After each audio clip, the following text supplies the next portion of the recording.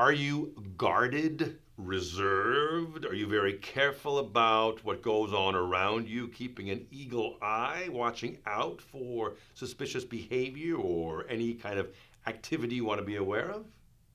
Well, in this video, I'll show you some words that mean just that, being guarded. I don't mean actually having guards around you, but keeping your own guard up. Let's get started.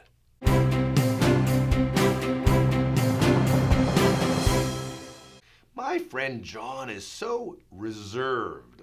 Well, what does that mean? To be reserved means to be held back, to be quiet, not to really let out all the information that you may be holding or let out your feelings, but to be reserved, to keep yourself back. So reserved is a great word. Circumspect, another great word. Circum from Latin around, spect to see, like spectacles. So looking around, looking around. I was circumspect about the possibilities that lay ahead, or the possibilities that were being presented to me.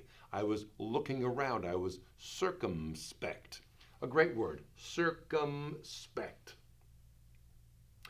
Or he is circumspect in all his financial planning. He's very careful about that.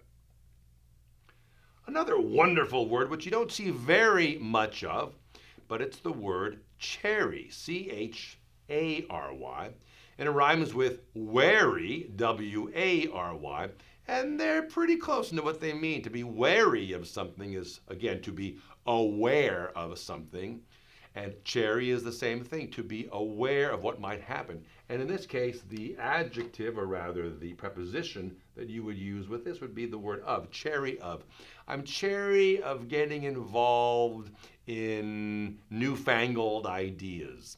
I'm chary of doing something where I don't feel a certain expertise, for instance. Chary of. Cagey. Now, this is an informal word, but you could use it to describe a situation where you were asking a business partner or perhaps a new client if they wanted to get involved in this proposition you have. And they were saying, well, maybe I'll do it. I'm not really sure. Oh, I'd like to do it. But so in other words, they weren't giving you a definite answer.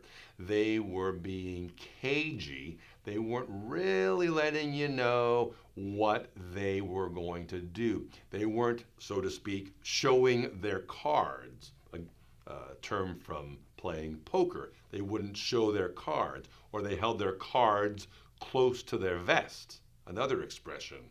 They were being cagey about what their intentions, ideas, or actions were going to be. And finally, vigilant. What a great word.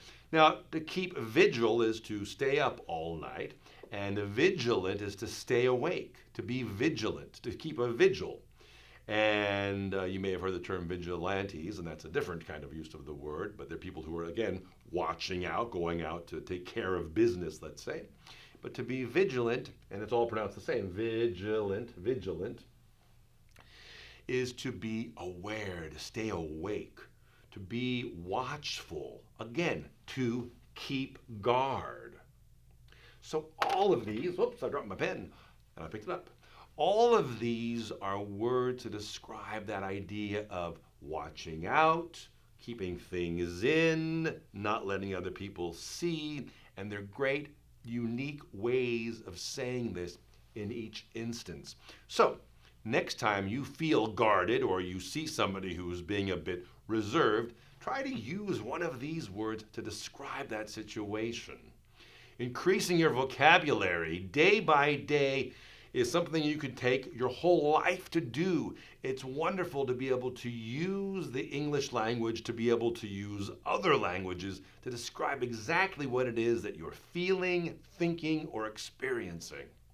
If you like this video, please give me a thumbs up and come on along and subscribe to my channel.